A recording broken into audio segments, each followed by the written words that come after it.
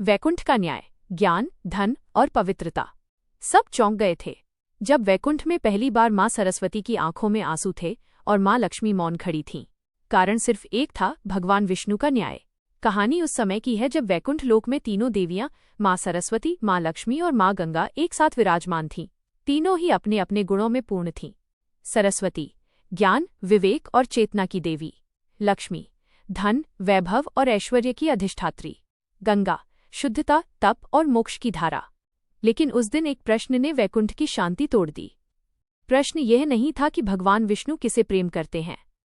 प्रश्न ये था कि सृष्टि में सबसे अधिक आवश्यक क्या है, ज्ञान, धन या पवित्रता। बहस धीरे धीरे गहरी होने लगी। नारद मुनि भी वहां आ पहुंचे और अपने स्वभाव के अनुसार कभी ज्ञान की प्रशंसा की, कभी धन की महिमा गाई, तो कभी गंगा की पवित्रता का गुणगान किया।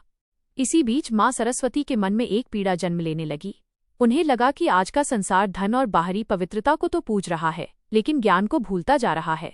उन्होंने देखा कि विष्णु जी लक्ष्मी के साथ संसार के संतुलन की बात करते हैं और गंगा के माध्यम से मनुष्य को मोक्ष का मार्ग देते हैं। यही दृश्य सरस्वती के मन में असुरक्षा बन गया। जब उन्होंने मां लक्ष्मी से कहा, क्या तुम्हें नहीं लगता कि ज्ञान का महत्व कम हो रहा है? तो लक्ष्मी ने मुस्कुराकर उत्तर दिया, जहां विवेक होगा वहीं धन का सही उपयोग होगा। लेकिन यही शांति सरस्वती को मौन समर्थन नहीं, बल्कि उपेक्षा लगी।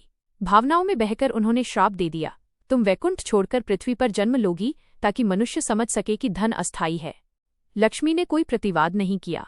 उन्होंने शांत स्वर में कहा, यदि इससे सृष्टि संतुलित रहती है तो मैं स्वीकार करती हूँ। उसी क्षण मां गंगा भी क्रोधित हो उठी और बोली, तो फिर ज्ञान भी पृथ्वी पर बहेगा। और इस प्रकार सरस्वती को भी नदी रूप में मानव कल्याण के लिए पृथ्वी पर अवतरित होना पड़ा। जब भगवान विष्णु प्रकट हुए तो उन्होंने तीनों देवियों से कहा, ज्ञान बिना धन दिशाहीन है, धन बिना ज्ञान विनाशकारी है और पवित्रता के बिना दोनों अधूरे हैं। सृष्टि किसी एक शक्ति से नहीं बल्कि संतुलन से चलती है। उन्होंने लक्ष्मी को बताया कि पृथ्वी पर उनका तुलसी रूप सबसे पवित्र माना जाएगा और सरस्वती व गंगा को उनके उद्देश्य का बोध कराया। यही कारण है कि जीवन में केवल धन या केवल ज्ञान नहीं, बल्कि संतुलन ही सच्चा धर्म है।